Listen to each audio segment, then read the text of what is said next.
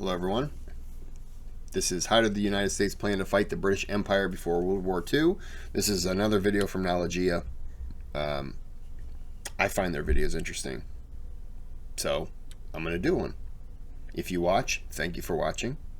Like and subscribe, or I'll kill you. Alright, video! The United States and the United Kingdom. Two of the most powerful nations across the entire globe. Their histories are deeply intertwined, with one birthed by the other, but these pasts have not always been positive or even peaceful. It's no secret that the start of American history is marked with particular animosity towards the British.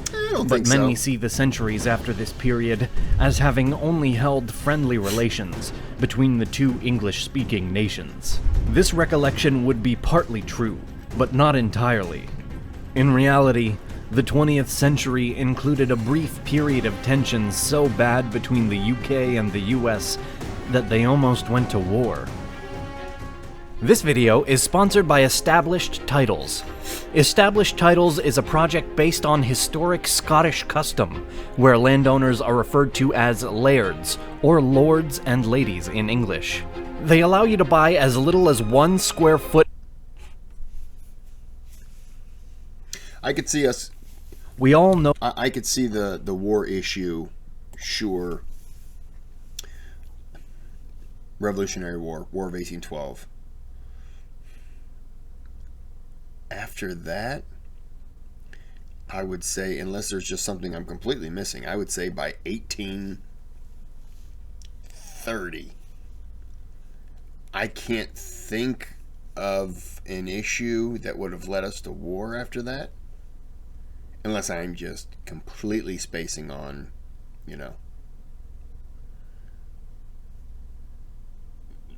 some kind of war, some kind of incident.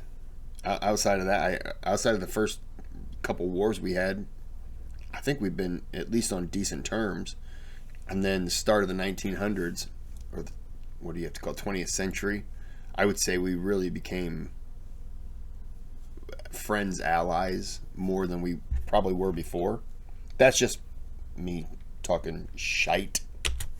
That the Revolutionary War pitted the mighty British Empire against the rebellious American colonies. This was followed by a stretch of somewhat healthy relations between the new nation and its former empire, and trade between the sovereign territories became quite profitable. Political ties were positive as well, and even when the friendship was threatened by Britain's war with France in the 1790s, the Jay Treaty was effective in staving off any conflict between the unions. It wasn't until the American Republicans came to power after a decade that relations suddenly soured and eventually led to the War of 1812. Following this clash came the Monroe Doctrine and a few decades of off and on tensions, but nothing major occurred beyond the Aroostook and Pig Wars, which were both bloodless conflicts. After the American Civil War, the strain between Great Britain and the United States was no better than before. Really? And in retaliation, many American politicians called for more independence to be granted to the Irish, though more likely as an anti-British movement than strongly pro-Irish. Nonetheless, these tensions didn't last too long, and began to let up as the Brits made efforts to reconcile with the Americans and pull out of the region. This resulted in the unifying of Britain's Canadian colonies into the Dominion of Canada, and softening relations between the British Empire and the United States as distance was created. Although some disputes remained all the way up until the outbreak of World War I, the English-speaking nations appeared to be on the right track toward a strong alliance. During the war... I don't see any... the fact that they kind of left Canada to be, its own thing, I think is huge. That should tell you right there, we're done with the wars with you guys. Back and forth. Us and them.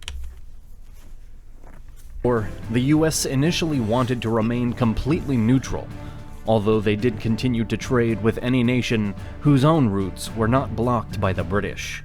Of course, America did eventually enter the war on the side of the Brits, and worked in close cooperation with their former enemy and empire.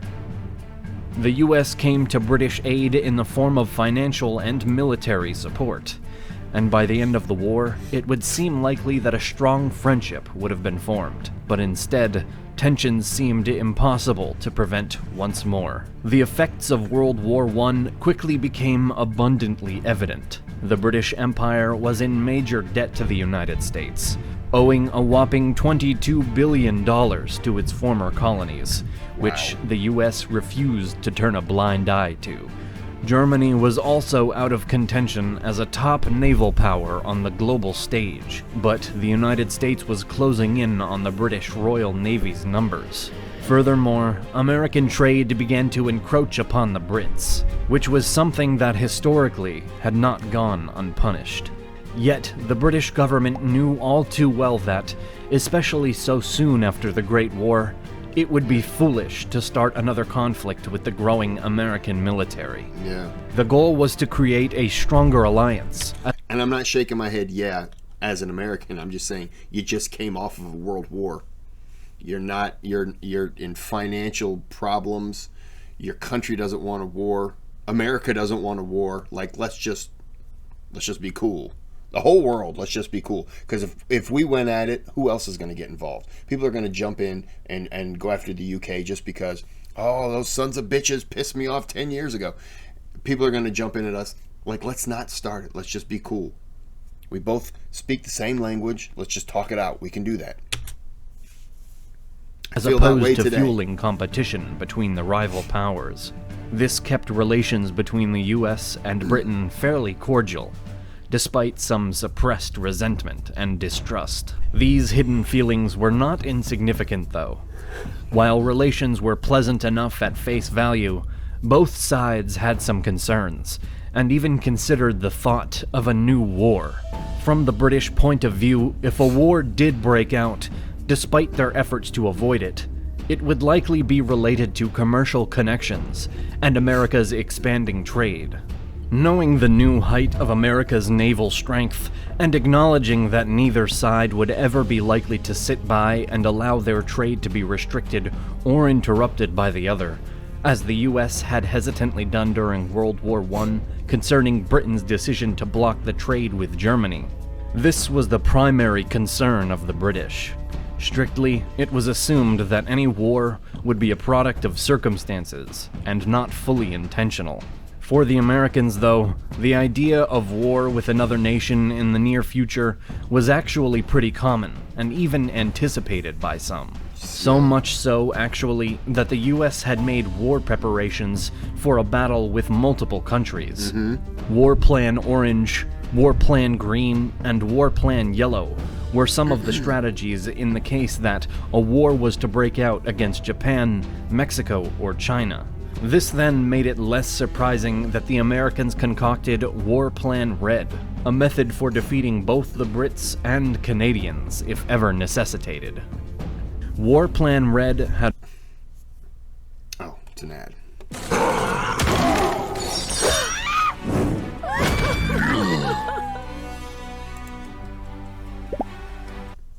I don't know that game and I don't care about it. War Plan Red had one main objective: prevent the Brits from being able to utilize Canada to gain an advantage over America.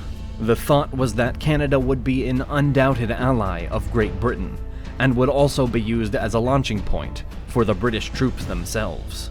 This prompted the US to fear a potential invasion from the Canadian border, and react by planning their own. The first step of the plan was to enter Canada and capture major cities such as Halifax, which the Americans predicted would be used by the Royal Navy as an import base during a war with the States. The American troops would... It may be, but I would also assume you could get here into Quebec. Like Halifax, you gotta take it all the way around. I would think a closer artery would be to go to Quebec, because then you're closer to those two. But I have no idea. I'm talking shit. Like I'm just guessing. would also target Vancouver, Winnipeg, the Canadian power plants throughout Niagara Falls region, and eventually engage in a full-scale invasion to seize Montreal, Toronto, and Quebec as well. In response, the US predicted a small counterattack by land from the Canadians, which would likely be mostly focused on protecting the port city of Halifax from the American Army-Navy offensive. With all I would assume that Canada's biggest thing is, yeah, they're gonna be all along here. You know, this is where they're mostly gonna be at. Vancouver, oh, okay. But I don't see Vancouver pushing in here much. Calgary, Edmonton, Winnipeg, okay, maybe they all kind of come in and attack in this area. But really, what are you attacking there? Bears? Just nothing.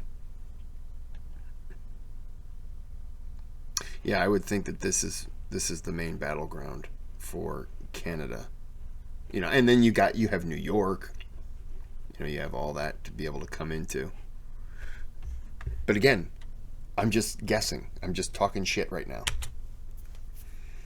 All of this in consideration, the Americans were fairly confident that if they were able to execute this assault preemptively, they would be able to take the upper hand before British troops could even arrive.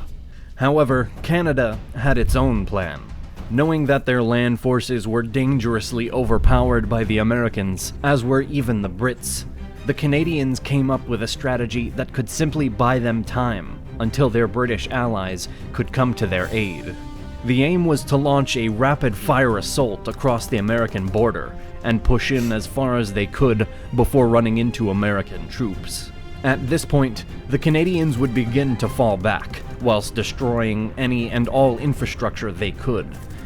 So they're just flooding in, destroying everything, and then once they hit resistance, just tiptoeing right on backwards, and just kind of, you know, maybe they set up causing the Americans to set up a perimeter, or they're. What am I trying to say here? Because my mind just changed. They're going to come in, and then they're going to back out, and maybe make the Americans chase them, but then they're going to put up a line of defense, and that will have bought them some time in that back and forth. Interesting plan. In order to stall the American counterattack and imminent invasion.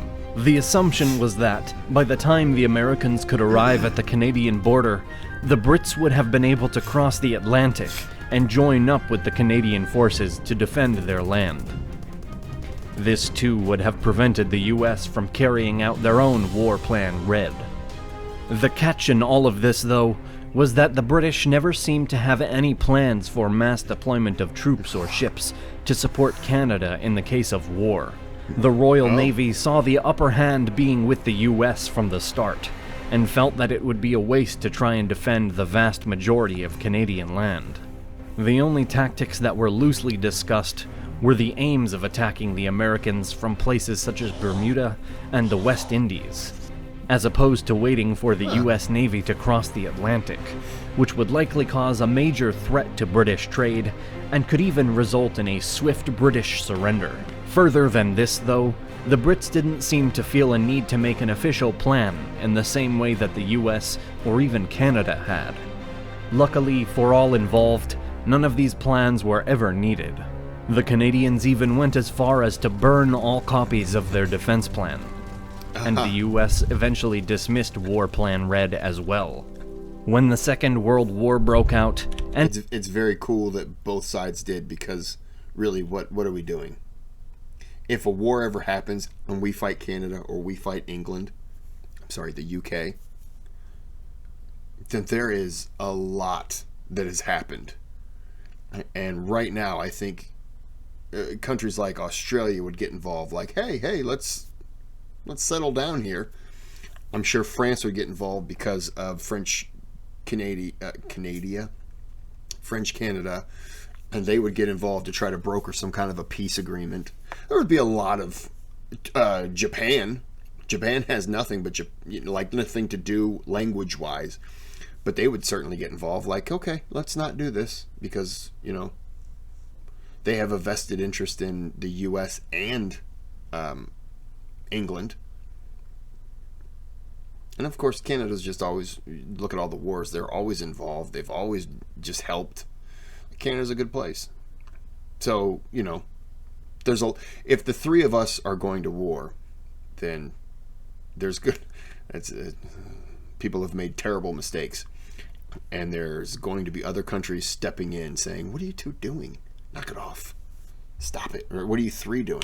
Enough of this. Any hard feelings between the United States and Great Britain. I think even Mexico would be like, hey, what's happening up there? Like, no, we're not doing this. Would eventually be swept under the rug as an alliance was once again necessitated. This, too, may have put the whole situation into perspective, as the results of World War II included even closer ties between the former empires and colonies, and as far as we know, there are no contemporary equivalents for War Plan Red on either side of the Atlantic. Good. If one is left wondering why this plan never existed to begin with, the answer lies in the politics of the times. Despite the history of these culturally and linguistically similar nations being stained here and there with political disputes and military conflicts, the development of rivalry, particularly in the form of trade competition, appears to be the main driving factor in Britain's worries about a potential war, and likely played a role in the US's caution as well. Still, as mentioned earlier, America had lined out hypothetical war plans for multiple nations that they were peaceful with at the time. So, from that side of the Atlantic at least, they tried to be prepared for any event. I would say that these war plans were probably thought of and drafted 1800s, back when we did have problems with Canada, problems with the UK. But I think that would have been out the window relatively quick. I think a lot of this, look, this is a good video, but I think a lot of it is exaggerating situations because I just don't see it. Not after Revolutionary War of 1812. After that, I think the three of us kind of came to the conclusion of, what are we doing? Like, this is pointless. Let's just stop. And I think that's we pretty much have come to terms with we're here. So let's just stop. And I think that's my dog stomach. I think that the conclusion is that we're good. And I think, like I said, this is a little exaggerated. I don't think it's been near. I can understand the $22 billion after World War I probably making the British Empire feel like, come on, man. But at the same time, I almost said it's hard to dish out $22 billion and not need that money back. But look what we're doing in Ukraine. We're spending billions. And it is what it is. Yeah, I like the video. I think it's a little exaggerated, but still interesting. What are your thoughts? Do you think that we're closer to war than anything else? I don't think it. I don't see it. I think that there's a better chance of a life-ending meteor or asteroid hitting than us going to war. And if we ever go to war, there's been a lot of mistakes and a lot of good people who could have stepped in and just be like, hey, come on. Those people were probably murdered, and irrational people have taken over. So I'm going to end this video here. Thanks for watching. Like and subscribe. And butter ain't ketchup.